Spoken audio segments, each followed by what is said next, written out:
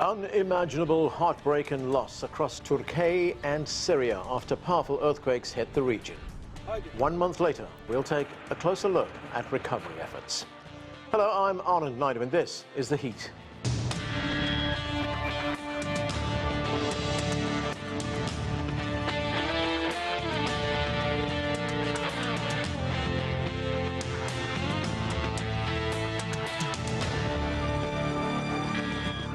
The devastation from February 6th's powerful earthquakes in Turkey and Syria is still difficult to grasp.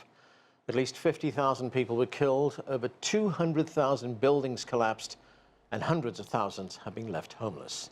The United Nations issued an appeal for $1 billion to assist survivors who still need adequate shelter and sanitation, but says it's only raised 10% of that. Rezan Alaguz was in the Turkish city of Adıyaman when the earthquakes hit. She joins us now to share her story. Rezan, thank you so much for joining us. We are so sorry to hear about what happened to you and your family and hundreds of thousands of other people in the region on that traumatic morning on February 6th. Take us through your experience. What happened that morning? I think it was the nightmare. It was around 4:17 a.m. We were sleeping. Normally I'm living alone, but my mother came to visit me, and I'm living in 7th floor. And at that night there were like 2 closer earthquake. Like it's just even in 1 minute, you know, like it didn't have any. It didn't stop. It's like one and a half minutes. It was like it appeared like in 1.5 minutes. So while I was felt at the earthquake, normally I'm not afraid of earthquake, but it wasn't a normal earthquake. So I just jumped from bed and went to my mom's side. And I looked at her. She was like afraid, and I was afraid. And everything, like I just hear that everything is breaking. Like everything in my home was downstairs, and we were just afraid. It didn't stop. Like it was, yeah, I know it's like 1.5 minutes, but it was like 5 minutes. I felt it like 5 minutes. And at first we were waiting for the earthquake to stop. But it didn't start. It was like took a lot, and my mom looked at me and told me that let's hug each other because like it's the last minutes of us, I think. But then, thanks God, it finished. And after going out, like by the way, my building is destroyed a lot. Like 3 steps, like upstairs, like 3 stairs are just destroyed. And we tried to go to outside. While we are outside, I didn't know that many cities are affected from this earthquake. After going out, seeing that many buildings are not there is the horrible thing, was the horrible thing. And I don't know how to explain it because like, Adıyaman is a place for my job. I was working here for 9 years, and I'm an educator in the university.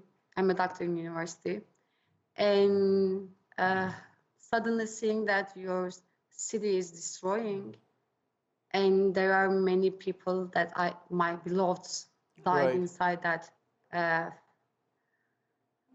earthquake was really, really bad, and also my students were like that a lot, and my colleagues also. So it was a hard time. Yeah. After like 1 day later, I took my mom to Istanbul, and I turned back to Adıyaman again.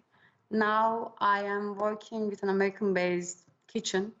They're also serving here in Adıyaman. And now I'm trying to help people here, like to serve them food because it's just, and many people doesn't have home now, and even people afraid of going homes. And still, I'm living in the university. This is my university, This is art department of the university, and we are like it's second two floor apartment, and we are living on the second floor. And you will see the upstairs, you know, like there are many places like this.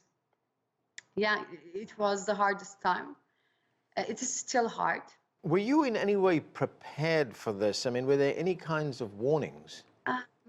The thing is that, yeah, before we knew that we will have an earthquake, that's why we are trying to find good places to live. The place that I am living, normally, like I was living in, they told me that it is the best place for reducing the effect of the earthquake. That's why I chose that apartment to live.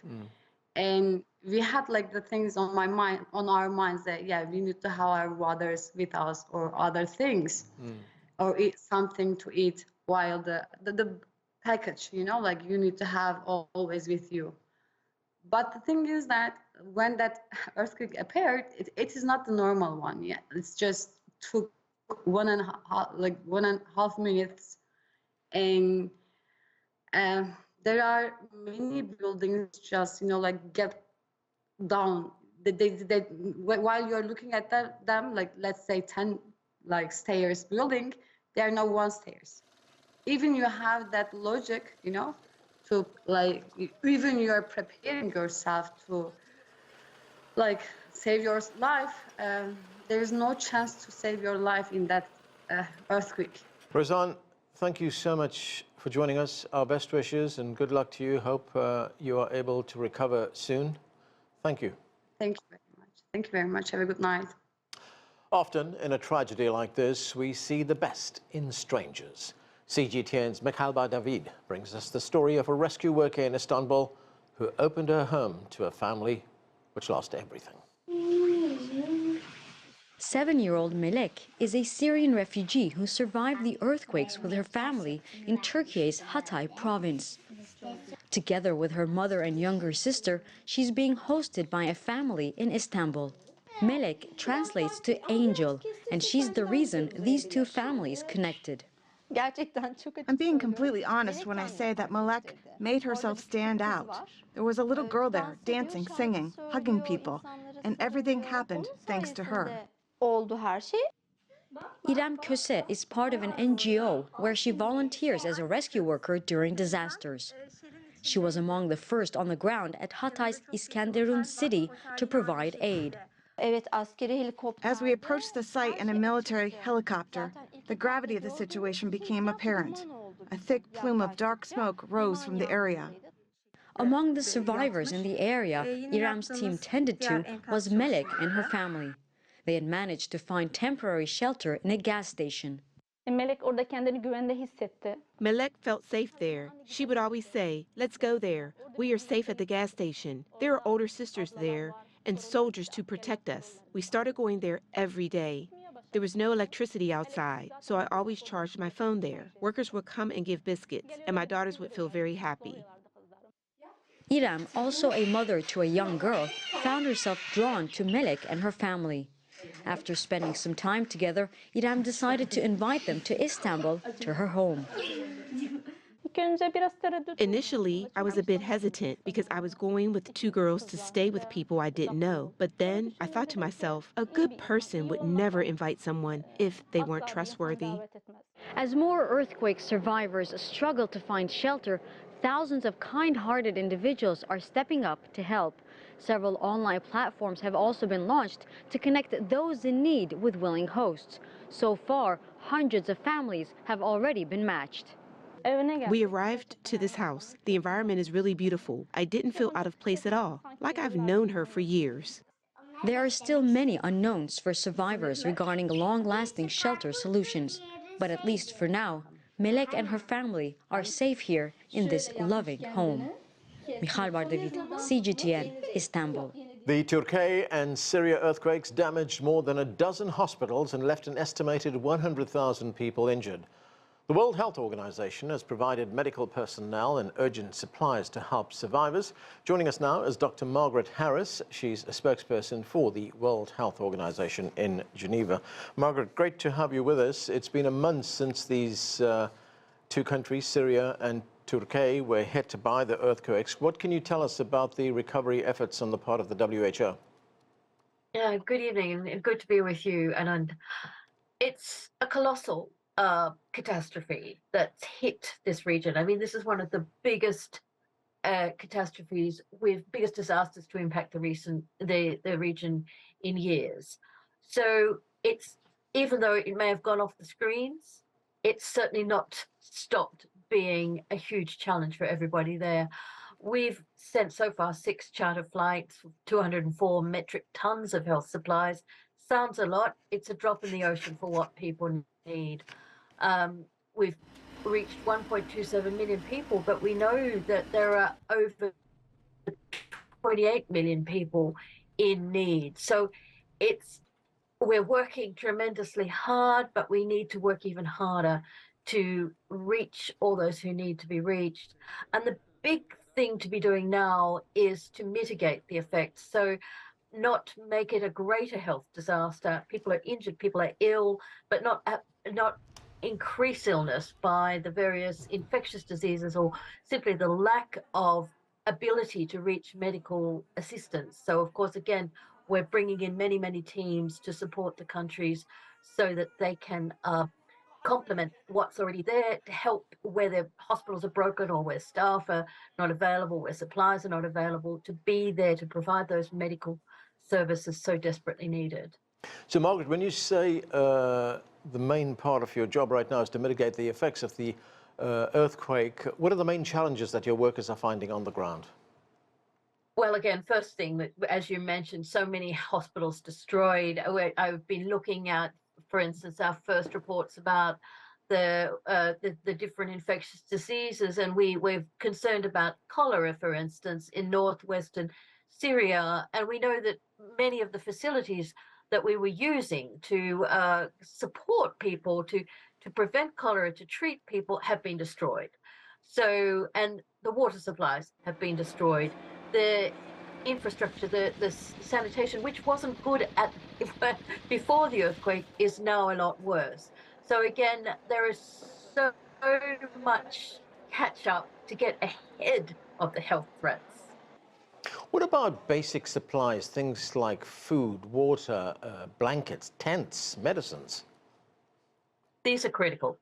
And these are critical because for survival, but also for a sense of security. It's a funny thing to say that I'm talking about psychosocial support, but just having a little warmth, knowing where your shelter is, knowing that you have food, makes a tremendous difference to your psyche when you've experienced something that's completely torn everything you know out of your life. I mean, people were going about their normal lives and suddenly everything was gone.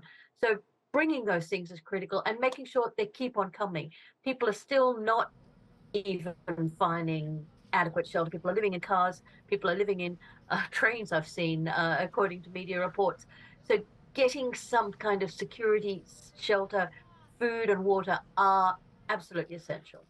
So when you look at a disaster like this, with so much devastation, 200,000 buildings have collapsed. I mean, is it easy, or I should say, how difficult is it for your workers to move around to get help to the people who need it?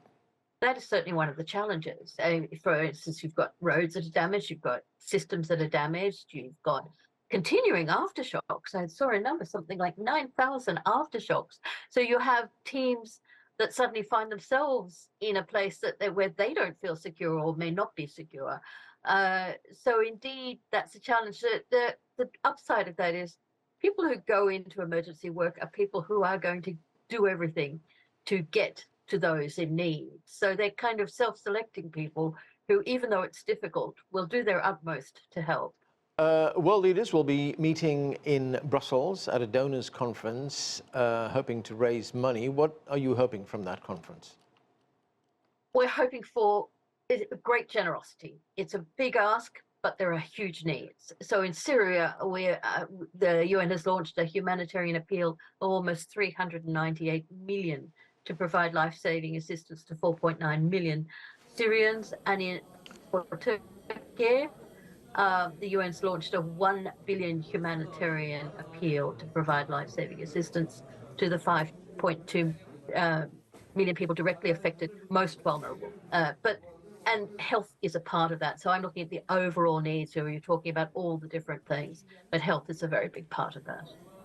Now, to make matters even more complicated, of course, you're working in an area which has been in the midst of a civil war for the past decade or so. I mean, how much more difficult is that making your work? That makes it not just difficult for us, but for the people themselves. They've been through hell already, and this came on top of it. There was already great destruction of many of the health facilities, and also mentally, people, they're just not, you just can't keep on taking shock after shock after shock. But getting access has been difficult, has been traditionally difficult because there were very few ways to get across. More of the border crossings have opened, so that's a really good thing. But we need to be able to bring as much help as possible, as quickly as possible. People in this situation cannot wait while world leaders have arguments. They need help now. Margaret Harris, thanks for joining us. It's been a pleasure to be with you. For more now on the humanitarian efforts, let's bring in our panel. Joining us from Turin, Italy, is Filippo Agostino. He's the country representative for Syria with the AVSI Foundation. Also with us from Istanbul is Ahu Ozyurt. She's a former journalist and NGO communication coordinator. And from Gaziantep, Yakzan Shishakly is the CEO of the Maram Foundation, an independent non-government humanitarian organization. Thank you, everyone, for being with us. Yakzan, let me start with you. Your organization is working in the areas affected by the earthquake. A month after this earthquake, what are you seeing and finding there?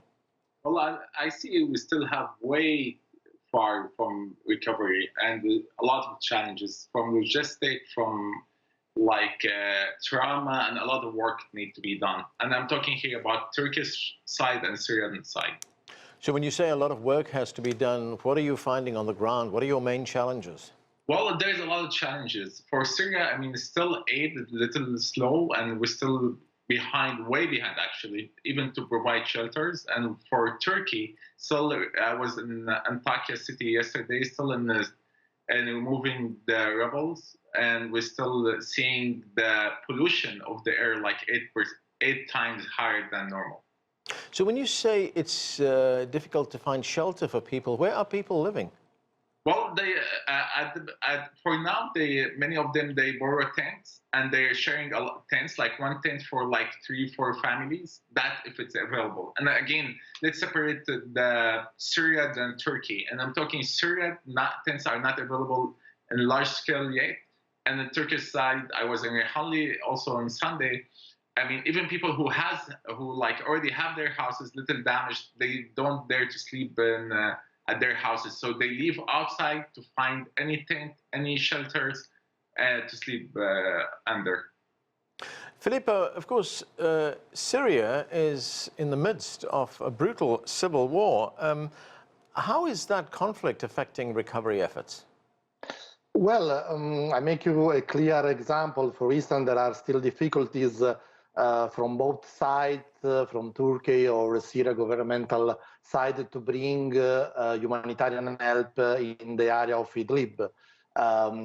Syrian government opened 2 passages, and the Red Crescent there, together with the United Nations, were ready to bring some humanitarian help, but this was blocked by the local groups that are still operating in Idlib. So basically, there are still some problems in bringing this humanitarian help to the northwest of Syria, for instance. Now, the International Committee of the Red Cross has raised concerns about water supplies in that region. Their main concern, of course, is the risks of cholera. What are you seeing there, Filippo? Yeah, I think that now it's going to finish the winter season soon already. It's spring in Syria, and the risk of cholera is one of the main risks. You can imagine there are people living in the same shelter, like hundreds of people, so even thousands, and these, of course, can create some hygiene problems. Let's remember to all that Aleppo, example, was still affected by cholera last year and still at the moment of the earthquake. So for sure, cholera is one of our main concerns for the next months. Ahu, more than 200,000 buildings collapsed in this earthquake, and Turkey's Disaster and Management Authority had warned about the consequences of an earthquake years ago. Now we're hearing that many of the buildings were not up to code. There was shoddy construction in many of those buildings. I mean, how did all of that contribute to the kinds of numbers that we are seeing now, the numbers of people who have died, who have been injured, and who've been made homeless? It's all a systemic failure of decision making. And every 5 years, Turkish government, because it's the engine of growth, Turkish government gives a blanket amnesty to constructions, unfollowed codes.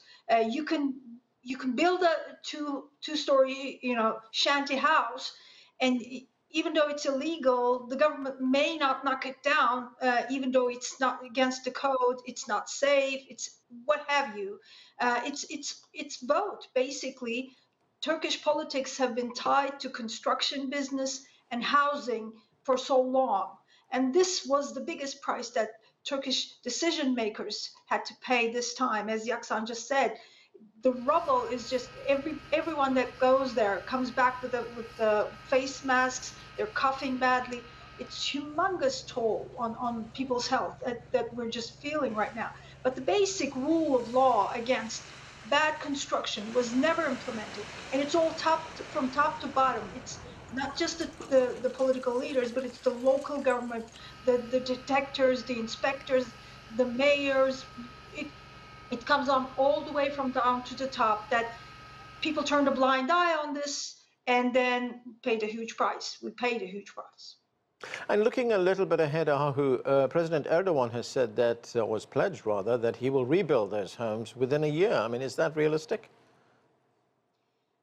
It's a crucial time. I believe he has enough opportunity to build at least parts of certain cities like Marash, parts of, for example, Gaziantep, that was not hurt too bad. Some of these towns are President Erdogan's sort of ballot boxes. They are his castles of vote. And if we have an election that's coming up in either the spring or fall, he has to build at least 2 or 3 of these cities from bottom up. And I think he has enough apparatus and enough financial support, which probably will be given by the European Union with the Donors Conference, which also includes Syria, by the way. He will have enough money to build some of the cities, if not all of them.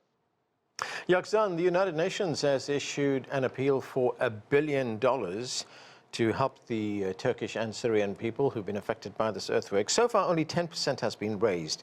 And you add to that the fact that Turkey was already in an economic crisis. So what's your message to the international community? Well, not only the money being raised, there's a lot of pledges. I mean, I had a meeting today with some of the UN agencies with a high level. They say, yes, we've been pledged with some money, we did not receive it yet. I mean, just like we need the international, countries and agencies to jump in and deliver their promises. It's not only about promises, because we need everybody's help and support, whether in Turkey right now or in Syria. I mean, there is a bureaucracy in some process, and actually many processes, but I mean, it is the time to get united and support people on the ground. So getting the money, trying to raise the money would be one thing, Yakzan. What about logistics on the ground? I mean, how would you get aid distributed there? How difficult is that? Well, I don't think it's difficult. I think from Turkish side, they're doing great work on coordination. Yes, there's some obstacles, but they're trying to get over it. And also to Syria, the roads are accessible. I've been myself a few times in Syria recently. The roads are accessible, and we have a team on the ground to deliver. What we really need, we need the goods and funding in order to operate. Ahu, you were talking about the fact that there is an election coming up in Turkey in May, and the fact that there may be capacity within the government to rebuild these areas which have been devastated by the earthquake. But do you also think there might be some accountability for what we have seen, the fact that there was buildings put up without observing building code, without with shoddy construction, bad construction? Will some people be held to account? Well, we're hoping, and everybody's waiting for it, actually. And Yakzan just mentioned the big problem right now is the mismanagement and sort of the undecision-making process. It looks like everything is up in the air. Nobody wants to take up the initiative and say, hey, we need some sort of a Marshall Plan to build these cities, to build these towns, give farmers, give educators, get some hospitals up and running. It looks like the entire region is sort of made up with tents and container cities, and it will be for some time. At least for the spring and summer months, people will be living in container towns, tent cities for some time. But because of the magnitude of the earthquake, the massive toll, human and financial toll of the whole thing, we believe it will come to haunt the governing party, the AK Party, and President Erdogan's party with some sort of a payback. And that's why the opposition is getting organized. It's not just something political now. It looks like a whole movement of solidarity to build that region bottom up, whether it's the current government or the one that's going to be built after the elections. And Ahu, one other very disturbing consequence of this earthquake is the number of people, or rather the number of children who've been affected by the earthquake. UNICEF tells us that 5 million children have been affected. Thousands have been separated from their parents. What do you know of their fate? The Ministry of Family and Social Services have been keeping an account of most of them. And now we know that there are several, at least 100, up to 1,000 kids who have been separated from their families and who haven't been called for by their relatives. So those are going to be taken care of by the government and with the help of NGOs. But the other part is the majority of kids living in those areas had to flee their homes. At least, I believe, 200,000 students had to move into other towns inside Turkey, cities like Antalya, Ankara, and Istanbul, to continue their education. Now, for the time being, it's not bad, but as Yakzan just mentioned, people are living in the tents, 10 people, 2 families, 3 families. This is going to come with a toll on children. It's not going to be healthy. It's going to have a toll on price on their educational system. That's why it's also a wake-up call to the entire Turkish NGO community to go to the scene, rush to the scene, and help create a new atmosphere for the well-being of children, for their psychosocial well-being, for the trauma treatments. There are lots of volunteers, I believe thousands of volunteers working from town to town, neighborhood to neighborhood, but it's going to be a long time.